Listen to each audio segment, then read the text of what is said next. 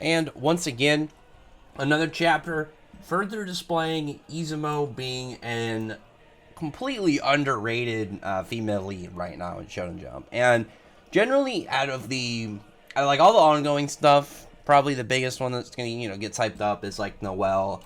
But Izumo like doesn't even seem to get on a lot of people's radars. I've seen Ochako get more attention than her, but it's weird because like especially these last couple chapters. And I used the scene as the best example of like at least where I see where it started when she pulled that gun on the lady at that manga office, because since then she's been on a roll. Like she's been putting in the work, doing everything she can, making sure she can pull her weight at any opportunity she possibly can. And it's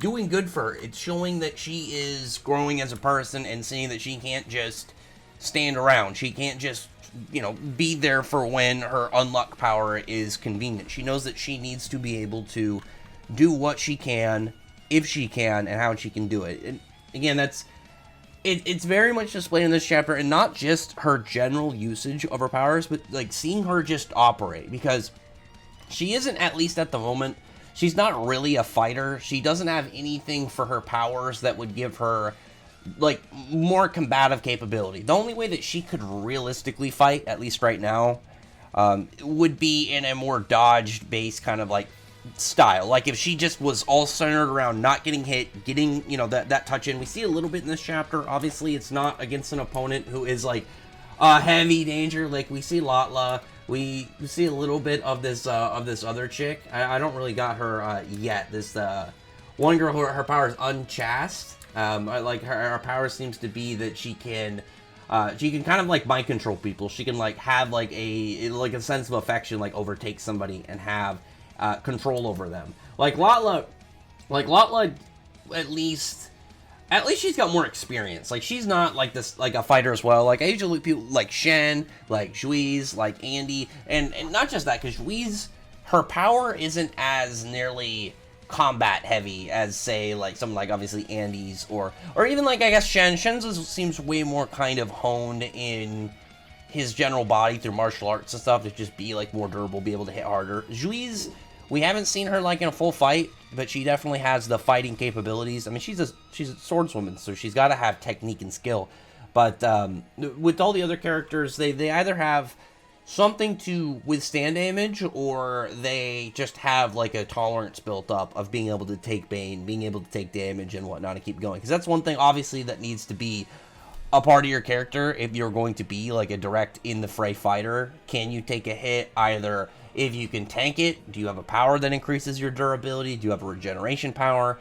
Izumo doesn't have any of those things. Like right now she's got her unluck power, and clearly like in this panel, like she's just getting shot out of a giant mega whale into the air. And for a normal whale, that wouldn't be like a distance that I'd be like, okay, yeah, she could just fall in the water. Like if that was a regular killer whale, that'd be like what, like 50 feet, probably pretty high still. Like that, we could be dangerous, but it's not nearly as terrifying as like when you realize how big that whale is, and you realize she's probably several hundred feet in the air and falling. So in this, like she's shown throughout the chapter mostly doing some kind of detective work, doing everything she can to figure out like the best opportunity to go out and inform everybody of pretty much the date and location. Well, they should have the location of the Spring Uma, but they don't have the date of when they're going to go do their things. And now once they're able to get through, they're able to communicate with Andy and everybody back at main cast headquarters of what's going on. And there was a start at the beginning of the chapter, and you just see Andy sitting there waiting, and he's just kind of like chilling, getting prepped. He's got his little communicator there, and he's just got like this ashtray full of like burnt down cigarettes. The dude's just he's been standing by. He doesn't need food. He doesn't need sleep. What he needs right now is peace of mind. And I would imagine getting Izumo back is the only thing that's kind of gonna calm him down somewhat. But throughout the chapter, she's making observations, and she's being very clever. At the same time, she's like, okay, well, one thing's first is Tella only goes, like, he only really goes to sleep when he's given it from Billy. He's only got certain times where he's not up, he's not moving, and he's not going to be, out on the move or being able to catch me. They said it took 3 days for her to kind of figure this all out. but she has 3 hurdles that she needs to be able to pretty much to pass. And they don't seem like I would say like the first one, probably like Tella, is going to be the most dangerous because like he's like the super informant guy, so him being able to tell her like tell everybody about what's going on would be the most dangerous thing, whereas like with Kane is like the most situational one, just because like even if she got past Tella, like the whale has to be surfaced in order for her to even potentially get to the surface, because like I would assume that a whale this big would probably be so deep in the ocean that it would crush a normal person just going. I know whales can go deep, but say like I don't know what the regular cruise like depth of like a killer whale was, but like it wouldn't surprise me if they, you know, logically be like, oh yeah, you know, this one at X amount of days is relatively close to the surface to where a person could go down, because like I know there's like whale watching and stuff, so it's like you could easily have a whale way closer, way more comfortable like out, but this being like a giant super whale, it just being underwater, like say if it's so deep that you can just kind of like, not even like crazy deep, just like it's deep enough that you could fit the size of its body on top of it, like it's one of its own deep. There's just that much of a gap, like its own however tall or I guess wide it would be. That has to be several hundred feet, I would imagine, because like when we see that building eaten, it's way bigger than how it was back when we were first introduced to the whale. Actually, like I don't see its horns anywhere. I don't know, it might just be that panel. I remember it having horns. That might just be me not remembering, or misremembering rather. But after that, she's just got to get there. She's got to get through all the other people there as well. Like she's got to get through Latla. Latla seemed, again, relatively fine. She doesn't do anything too crazy to her. And I think Latla being like the target instead of Rip was definitely the better idea, because that would obviously pull Rip's attention to go help Latla instead of going after her. And I did actually really like the whole part that new girl, she didn't know anything about her power, and I thought that was really cool just because it gave her a sense of like, yeah, this is something that is an obstacle that I have to pretty much think on the fly for.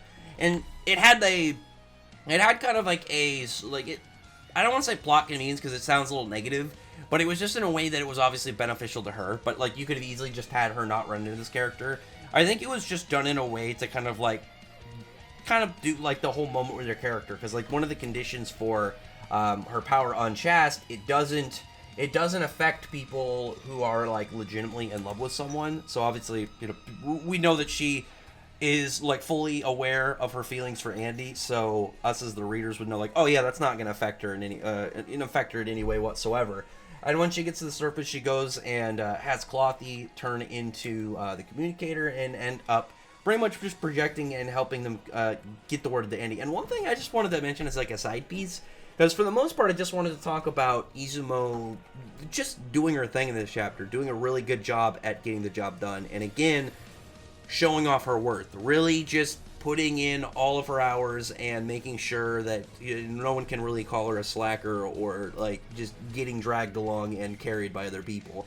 Because though she, you know, obviously she's not, like I said, she's not a fighter. She's not going to be just going out bodying people every 5 seconds. But she's good and at what she's capable of doing, and she's capable of obviously doing what she needs to, because otherwise they wouldn't have been able to figure out the information that now they're going to have. But like one thing that I wanted to just add here at the end is Clothy, like, he's doing a good job really of as well of showing more sides to the Uma, because we've only gotten a little bit of like the actual perspectives of the Uma, and we had that bit between Burn and Spoil, which was pretty interesting. But like Clothy's like a full, like, he seems pretty fine with like hanging out with people. I don't know, unless he's like a different Uma. I don't remember if he's something completely separate. But as far as I remember, he was just like some type of Uma, right? Is somebody in the comments correct me if I'm wrong on that one? But anyway, other than that though, comment below, tell me your thoughts about this chapter, and what your thoughts about like Izumo's whole setup and like how she went about this. Like how do you think it went really in reality? I think it went pretty well. She made some really good observations, obviously, like when Kane was going to surface, as well as like when she needed to get past Tella and stuff. And I like that with Latla, she didn't do anything dangerous. She didn't do anything dangerous to the other girl. Like, the other girl has just a light bulb fell on her head, so she can definitely use her power to a nicer degree on top of that. So anyway, other than that, comment below, thumbs up the video, friend, like button, subscribe, and check out my other videos. But other than that, I appreciate everyone who's already subscribed, and I thank you all for listening. Bye.